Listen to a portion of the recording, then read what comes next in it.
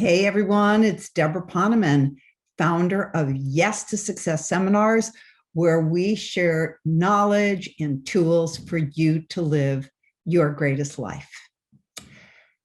So I was thinking about it, and I was thinking about the gifts of COVID, and we've talked about them a lot, but I don't think we've talked about this one, and that is how we've realized how interdependent all of the people of the world are.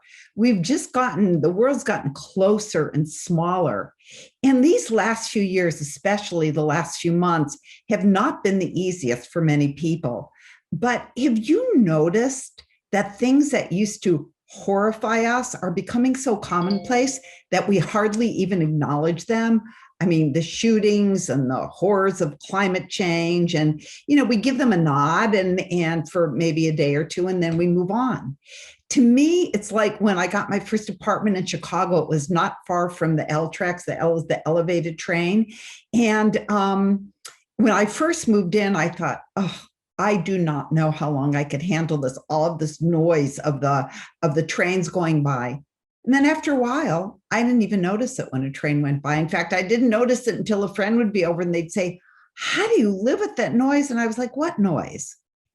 But we need to notice because we need to make a conscious effort to stay centered, hopeful, and even optimistic in light of the war in Ukraine, Uvalde, Buffalo, Highland Park, Prime Minister Shinzo Abe's assassination. That wasn't even hardly a headline. The highest temperatures on record in so many parts of the world, the revelations of the January 6 hearings. But we can't let it derail us. We're the ones that need to counterbalance the darkness. I don't know if you're familiar with the work of Dr. David Hawkins. Probably some of you are. He's a renowned spiritual teacher and a psychiatrist and a physician and a researcher and a lecturer. But most importantly, he's the author of the very famous book, Power versus Force, and the developer of the widely known map of consciousness.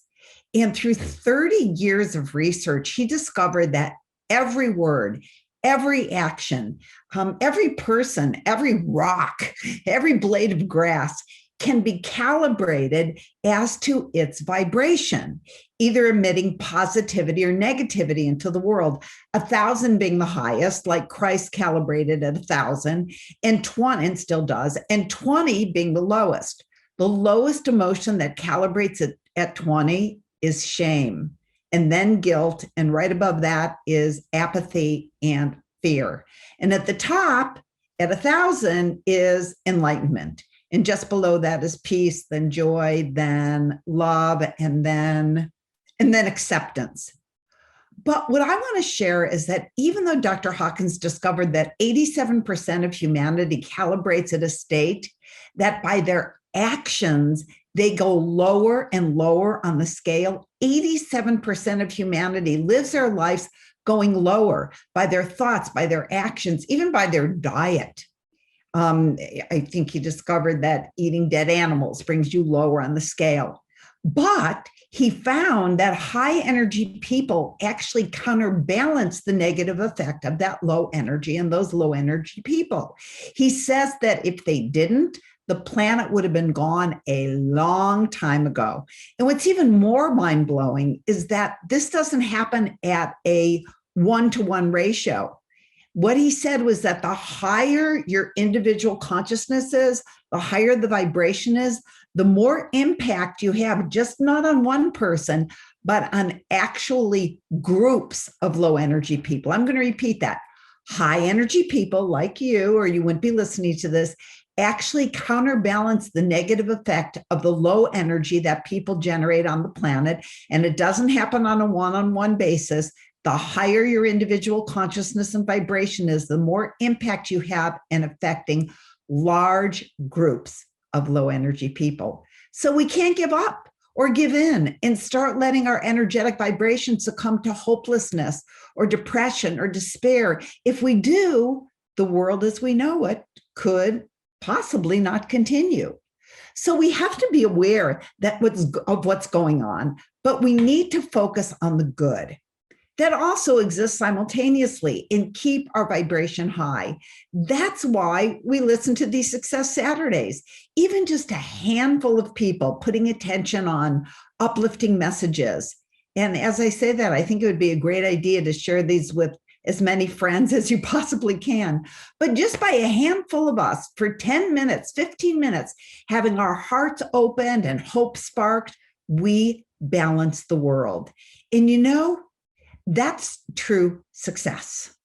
Not living for yourself alone, but living so that you contribute to the greater good. And really, we need to do it at every moment.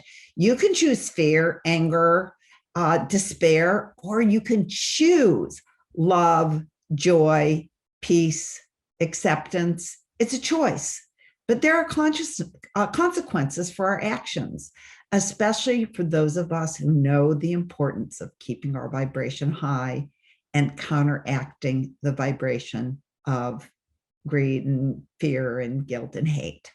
So let's talk about some of the things that have happened on the planet that have been uplifting lately. First of all, did you know that total strangers raised over $3 million for the family of the little boy who lost both his parents in Highland Park? Did you know that a totally anonymous stranger paid for all the funerals in Uvalde? Although just today I read that it was revealed that it was former, the double guy, the guy who played for the for Major League Baseball and the National Football League, Bo Jackson. Yep, he was the one. And did you know that numerous corporations have stepped forward to help women who live in states without access to reproductive care to help them get the care that they need? And did you see that ceremony last week where President Biden honored numerous Americans with the Presidential Medal of Freedom, our nation's highest civilian honor? He honored both Democrats and Republicans. I mean, what a stand-up kind of a guy. He honored Simone Biles, not just for her athletic ability, but for her courage in standing up and shining a light on athletes and mental health. And he honored Senator John McCain, a lifelong Republican, despite the fact that the former senator's daughter criticizes President Biden daily on her social media. Got it? He didn't focus on the negative, but on the positive. He wasn't petty. He made a choice to honor someone whose views are on absolutely the opposite side of the aisle from his.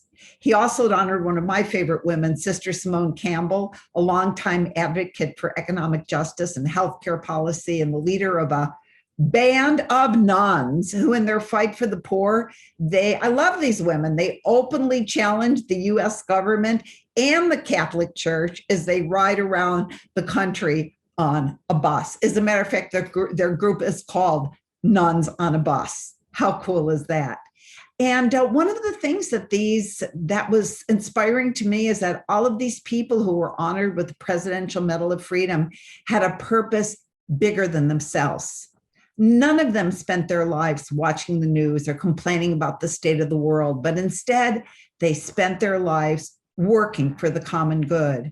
And there are so many people working hard to create a better, more compassionate world. So many people have taken their own pain and turned it into purpose, like Gabby Giffords, who was also awarded the Presidential Medal of Freedom. She was a congresswoman from Arizona when she was shot in a mass shooting and became disabled. And she still spends every day of her life working for sensible gun control and supporting her husband, Mark Kelly, who is now a U.S. Senator, and running again for the state of Arizona. So many people work tirelessly on behalf of others, and even others that they don't know, simply because it's the right thing to do. And I don't want you to think that you have to do big things to contribute to the world, like win the Medal of Honor. Just putting your attention on the good is a powerful contribution, and it increases your calibration. You can contribute to the collective good whenever you choose, or you can choose to calibrate down to 30, which is apathy, or 40, which is fear. By every action, every day, every moment, you have a choice. So that's all I have to say for today, but I'm going to continue this message because next week I'm going to share with you the importance of keeping our vibration high by being congruent, by, as my friend Janet Atwood says, being the teacher who lives the teaching, by not saying one thing and then doing another. So I hope you like this message, and I'll see you next week for more. Have a great week. Lots of love to you, and bye for now.